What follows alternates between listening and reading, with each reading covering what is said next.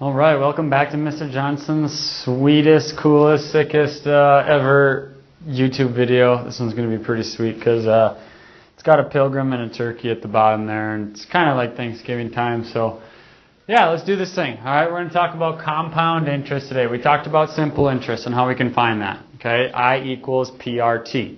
That's for simple interest. All right, just a couple of multiplication things. I'm going to show this preview intro on YouTube.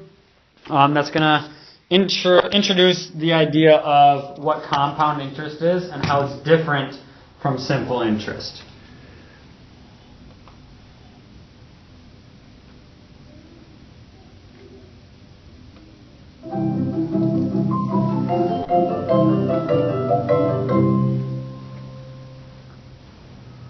Hey, kid, do you want to play a game?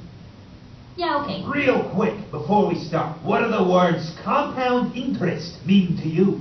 Perfect. Let's get started. It's $10 to play. I'm going to give you two options. All you got to do is choose the one that makes the most money. Okay. We're talking savings and investments here. Big picture stuff. What will be worth more when you hit 65? Option 1. You're 25 years old, and you put away $5 grand a year until you're 35. Then hands off. You let the investment sit. You don't add any more money to it. And when you're 65, you check to see how much it's worth. All right. Option 2. You're 35 years old. Again, you put away $5 grand every year. But this time, you keep doing that for 30 years. By then, you're 65. And you check to see how much it's worth. Let's say in both cases, your total investment is getting an average 7% annual return. Make your choice. You have 10 seconds. Let's do this. Over here, I'm saving $5 grand a year for 10 years. That's $50,000 total. Over here, I'm saving $5 grand a year for 30 years. That's $150,000 total. Math. 7% does something, but I'm putting way more money into that one. So, option 2. Choose that one. I'm sorry. Hold it. Explain this. It's not the right answer. When you're working with compound interest, $50,000 invested earlier in your life will make you more money than $150,000 invested later in your life. But in option 2, I'm putting in $100,000 more. Right, but option 1 will still outperform it by 60 G's. That's crazy. That's compound interest, baby. The more time you have for your investment to grow, the more free money you get. What if I don't have $5 grand a year to put away? Don't matter. Start smaller. $1,000.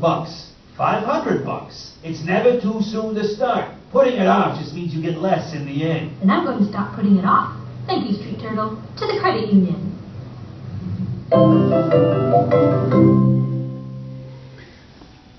Man. Alright, so you can see that it's calculated a little bit differently, right? If we were to just put in that $5,000 a year for 10 years and calculated simple interest, well, clearly if we did the second option, we'd actually increase that value. But compound interest is different, so let's get to how it can be different.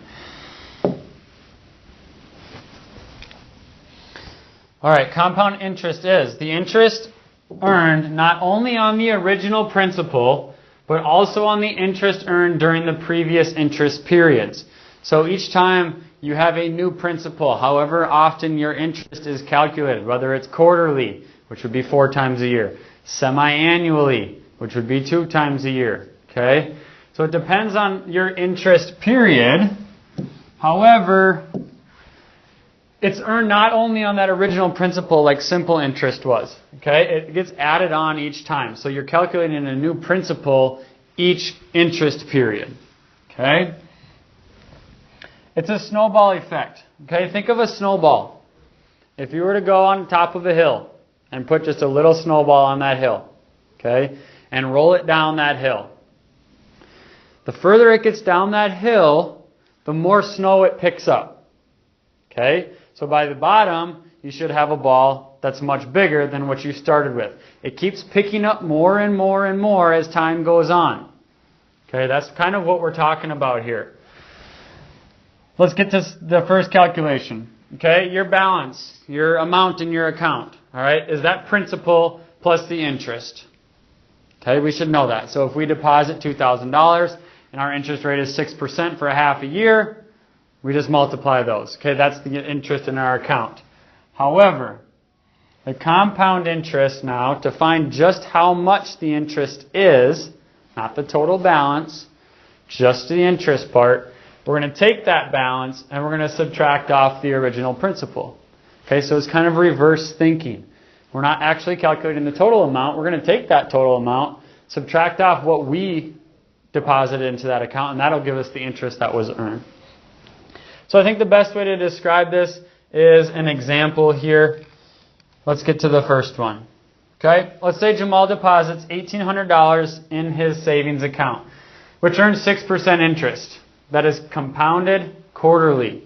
All right, quarterly. Remember, each of our interest rates, their time is in years. So quarterly is going to be 1/4. Okay? He made no other deposits or withdrawals. So what was the amount in the account at the end of the second quarter? Okay, well first we need to find the first quarter to find the interest that was produced then. Okay, so what we're going to do is we're going to take that 1,800, multiply by the rate, which is 6%, multiplied by the time. In years, if it's quarterly, we're going to take that times 1/4. Okay, we're finding just the first quarter here.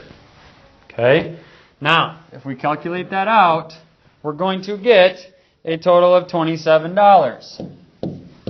So that's just on the first quarter. Here's where the difference comes in. Okay, if we were calculating simple interest, the second quarter should give me $27 more. Okay, so I should just be able to add them together if I'm calculating it for simple interest. Here's where it's different for compound.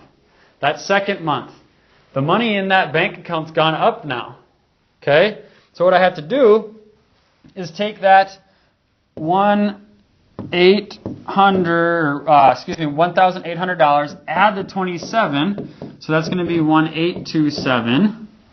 Okay, that's the money that's in the account at the start of the second quarter. So it's kind of like my new principal that I'm calculating with. So now I'm going to take that times my 6% times my 1/4. Okay, and that's going to give me a total of 27.41. So on that second quarter, I've made 41 more cents on just interest. Okay, I hope we can see that difference because it's not $27. That would be simple interest. Compound interest, you're taking this new amount and now you're calculating that interest again. It's compounding. It's adding on to each interest period. Okay, now we can just add these numbers up to find the amount in the account at the end of the second quarter. Okay, so I'm going to take this interest that was earned on the first quarter. I'm going to take the interest that was earned on the second quarter plus the principal that I deposited in. So my total amount in the account is now this. So just in a half a year, I made $54.41. Okay? Two-step process. All right, I want to get to one more example here. Okay, pretty flat example here. $2,000 is deposited at 8% compounded semi-annually. It's twice per year. 2 times per year. Okay, find the amount in the account after 1 year. So what I'm going to do is find that first interest period, which is semi-annually, so 6 months. I'm going to take my 2,000, times it by 8%, times it by half a year, okay, 1/2. All right, and that should give me a total of, I got to find it here. Could easily just plug this in my calculator too, but it's going to give me a total of, where is it? $80. There we go. Okay, so in 6 months, this interest got me $80. Okay, now for that second quarter, because I'm finding it after a year, I take that 2,800, okay, that original principal, plus what I made in that first 6 months. Now I'm calculating it for the second 6 months. Times the same rate, 8%, times another 1/2, because I'm finding that pay period or that interest for that second 6 months there. And that's going to give me a total of $83.20. Okay? Now I have two amounts here of just my interest that was made. Alright? In order to calculate the amount in the account, I'm going to add them together. 2,000 plus 80 plus 83.20. Okay? And that will give me a total of $2,163.20. Okay, so we have a two-step process here. First, find it for that first interest period. Next, find it for the second interest period. Add those interest totals together plus that original principal. Okay? For those of you that are ready, the homework for this section will be page 209, numbers 3 through 11 all. Alright, there are some A and B's. There are some A, B, C, and D questions as well, but I think this is something we can handle. Okay, compound interest is how most banks calculate that interest nowadays, so this is very important. Like always, if you have any questions, please let me know. I'd be happy to show you another example. Alright, otherwise, go ahead and get started on this. Quick reminder, you can make corrections on any assignments from after Chapter 3. So Chapter 4, Chapter 5 stuff, grade them, hand them back. You can make those corrections for more points, so your homework scores increase. That's it for my sweet, awesome, sick, awesome videos.